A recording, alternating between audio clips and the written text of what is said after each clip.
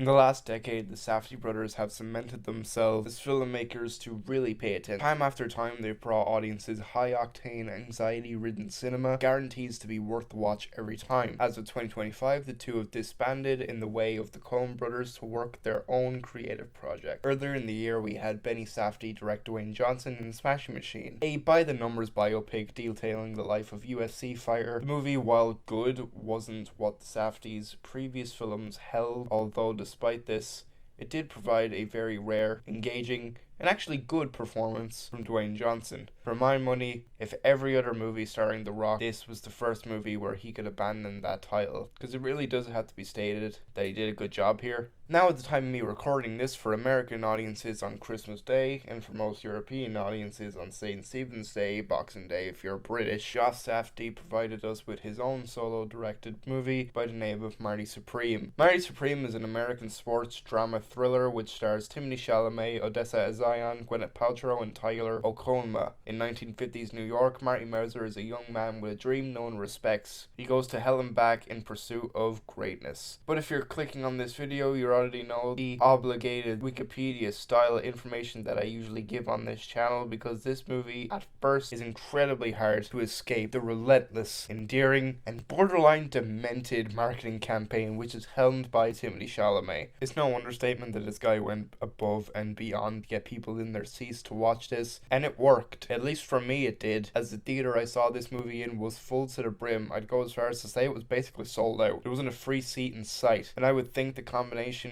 of the insane marketing campaign along with word of mouth has really helped this factor. So with that long intro out of the way, it might sound like I'm preemptively glazing this movie too much, so how about I try do my best to break down this movie as best I can. I will say, in order for me to talk about a lot of different parts of this movie, I may have to delve into spoilers about this, so if you haven't seen the movie yet, I would advise to immediately seek out your local cinema and see it right now. But hey, you know what, once you've done that, maybe you can come back to this video and hear me yap about it, because this is exactly what I'm about to do, so keep that in mind. You have been warned. I'm going to start by talking about the performances, leading, of course, with Timothée Chalamet. The guy needs no introduction. He's known for roles in movies like Dune and Bones and All. I'm going to try to differentiate the character and performance here, because there is layers to talking about this. Chalamet brings the character of Marty Mauser to life with such electricity from the moment the film yells go. It is fascinating to watch the way he interacts with every other character in this movie, because he's able to maintain a fact that he treats everyone in his life equally, while balancing the fact that in his mind he is better than everyone he interacts with. He doesn't really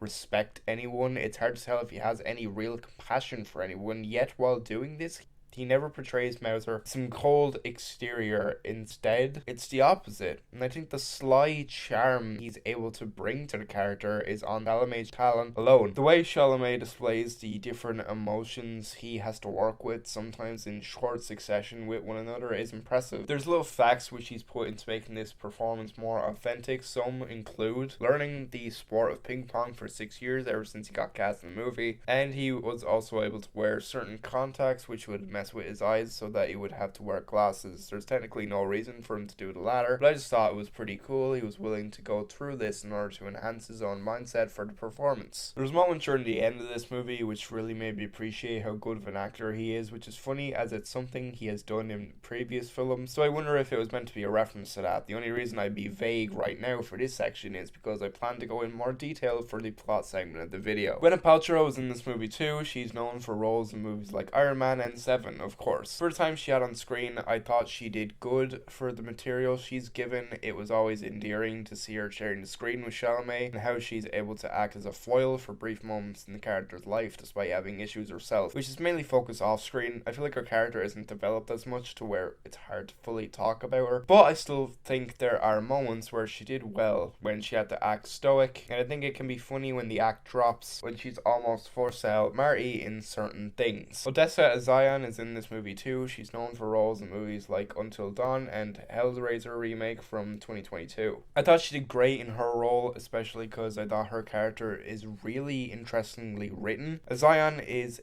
able to display a level of passion which at first can be seen as sweet and endearing, but quickly becomes more depressing and borderline pathetic for how this passion and love turns into just sick desperation to be seen by the one she loves. At the same time, you feel sick knowing the more she spends time around Marty, the more she acts a lot like him, and I think the way A'zion is able to transition this so smoothly is really impressive. I'm excited to see what she does in the future. Kevin O'Leary is in this movie too, and if that name doesn't sound familiar in the film world, that's because this guy is mainly known for being one of the Shark TV series Shark Tank. This will be the first of quite a few roles that I'll briefly talk about in the category which the Safdies have always excelled at, and that is casting random people and making them give really good performances, which is exactly what this guy does. O'Leary is able to give his character such a weight of coldness to people around him. There are points near the third act of this especially where he can be downright sinister from the way he gives his line readings and the way he's able to take control of other situations. Before watching this, I had no idea that he wasn't an actor, so I was surprised by how impressive he was in this. Tyler Okonma, or as he is more famously known as Tyler the Creator, is in this movie too. He hasn't necessarily been in movies before, besides giving a few cameos in movies like Jackass 4. Tyler only really has one segment in the movie, as he's one of the many cast of characters that come and go for a section he had on screen. I thought he was great. It was endearing to hear such a personality deliver Safdie dialogue, and the chemistry he had with Chalamet on screen was great to see. He provided great laughs with a lot of his line readings from me and most of the audience too. As he made all the material he was given believable. Abel Ferrara is in this movie too. This guy is less of an actor, but as many film fans will tell you, this guy is more known for being a director. He's directed films like Miss 45 and The King of New York starring Christopher Walken. He did such a great job in his role. He was able to find a good balance of being comedic while also being incredibly sinister. Firstly by the way he'll shoot a look at different people in the movie, then from the way he would deliver lines describing heinous things he would do to people. He found a way to get under your skin and make his presence threatening and uncomfortable in a way which was done really well. There are other characters, like I said, that come in and out of this movie, and the people that are casting these roles do a really good job of making them feel believable, but also just acting in general for practically being picked off the street. Now, after this long yap about the performances, I want to talk about the plot and certain themes this movie delves into. To sum up this movie, it's Safdie brothers doing After Hours again, but obviously it goes much deeper than that. I love how this movie drops you right into everything. We don't spend the first 40 minutes following Marty Mauser as a kid and finding out where his passion for ping pong comes from. We just know he has this dream and he's going to do whatever he can to pursue it. I thought this title sequence was hilarious and insane. It is quite literally a sperm going into an egg, since the opening scene is Chalamet fucking A'zion's character, who he then abandons and constantly claims that he pulled out of, constantly writing off the child even though the opening proves otherwise, as this ironic juxtaposition. If this isn't bad enough, he doesn't treat Paltrow's character any better. At first it seems like the standard biopic trope of guy leaves his first love interest to go with another love interest and ends up with the woman he cheated on with. But no, he hears about Paltrow's character as an aging, washed up Hollywood actress and realizes the woman most likely has money, so he tries to do whatever he can to get in on that and get into her spaces and associate with the people that she's with. Overall, Marty Mauser is a pretty disgusting character throughout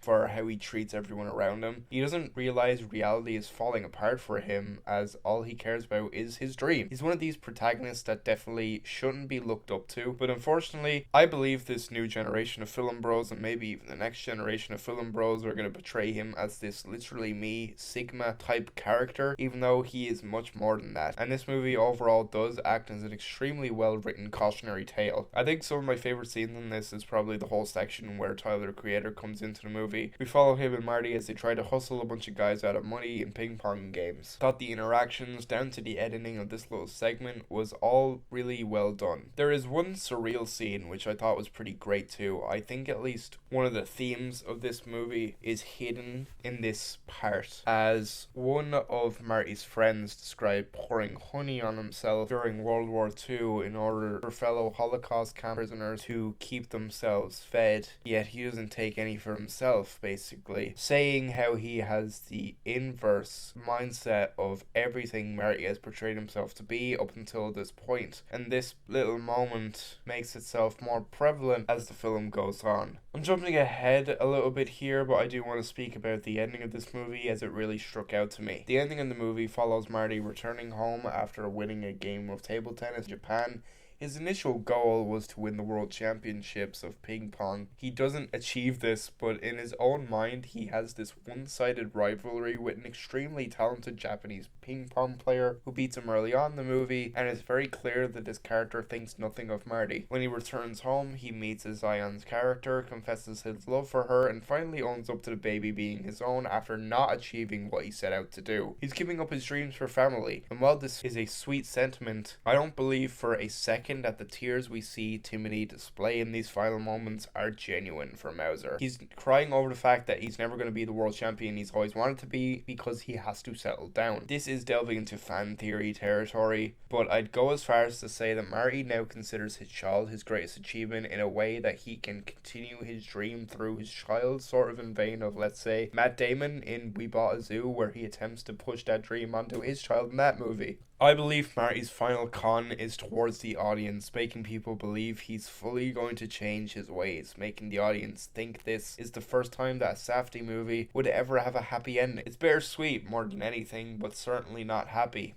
and I think that ties up the film perfectly for making such a great story from start to finish. The cinematography in this movie was done by Darius Khondji, who's previously done cinematography for movies like Seven and Uncut Gems. I love how this movie looked. The big thing I noticed was all the nighttime scenes, as this is the course of many scenes that are shot during nighttime or are meant to emulate nighttime nowadays. Those scenes never look right, and they're always too dark to me. Luckily, in this movie, with the help of great lighting, you can see everything, and not only that, but there is dynamic uses of color, like different blues, some greens, which are contrasted with the orange and yellow, almost fluorescent looking lights. They were also beautiful to look at. As per the course with a Safdie movie, there is an abundance of close-ups which are used in a lot of tense moments of the film, especially in dialogue scenes. It gives a great sense of claustrophobia in these moments, which added to the intensity of what was happening. Whenever the ping pong scenes are happening, there's creative choices in their cinematography too, which I always enjoyed. There is a particular use of whip pans to keep you engaged with the fast-paced energy of the ball. It felt exhilarating, especially in the last act of the film. There's a whole sequence which gives very edge of your seat energy in this. Moving on now, I want to talk about the music in this. The original score for the film was composed by Daniel Lopatin. Lopatin has composed music for the previous Safdie brothers movies like Good Time and Uncut Gems. I love the score in this. Every piece of music really worked for all the scenes they were featured in. I thought it was such a bold choice to not only have the soundtrack sound like something to come out of the 80s, but to also feature licensed music from the same decade, such as songs like Forever Young and Everybody Wants to Rule the World, while also having period appropriate licensed music too. If I didn't mention already, this movie takes place in the 50s, so it can be jarring at first when the movie opens with this sprawling 80s style synth, but they work by capturing the aura this film is trying to convey. It's almost viewing the movie from a sort of nostalgic lens, which is ironic considering the 50s and 80s are decades which are long gone by the time this film has been released. Every piece of music by Lopatin is soaked in reverb, which makes the track sound ethereal and otherworldly. I feel like it will be a soundtrack I'll be coming back to time and time again. If the length of this video isn't any indication, I absolutely loved this movie. It was such an exhilarating watch, and it's an experience I will be remembering for the rest of my life. I found myself silently laughing by the time I got to the end credits of this for how good it was. Marty Supreme borrows a lot from the last two Safdie works, but I think it improves on them in every single way, for better or for worse. I briefly mentioned this before, but I think it needs to be stated. While this is an incredible feat of filmmaking, it should be noted how damaging this film is going to be on a certain demographic of young men. When you break this movie down, you have a protagonist who is putting himself through hell in vain of the quote-unquote Sigma grind set. The women in the protagonist's life are willing to do anything for him, and whenever they call him out on certain things, he can easily just dismiss them without caring. The idea that these characters, especially Odessa A'zion's character, is willing to do anything from Marty is proof of the whole male fantasy type of thing, which I can see a lot of people probably getting mad at if they were to read into this properly. This film is a cautionary tale of how to handle your dreams and aspirations, cruel reality of how no one is destined to fate. I don't find this film to be inspirational, a guide to life, which means the trailers did a good job from the way they were edited, as it was something I expected. But this is in no way a bad thing. If anything, I believe all of these points that I've just mentioned strengthens the movie as it begs to be discussed and dissected more and more for the details in it. It's a wild ride that had me engaged from start to finish, and I'm giving Marty Supreme 5 stars. This film is home to some really great performances led by the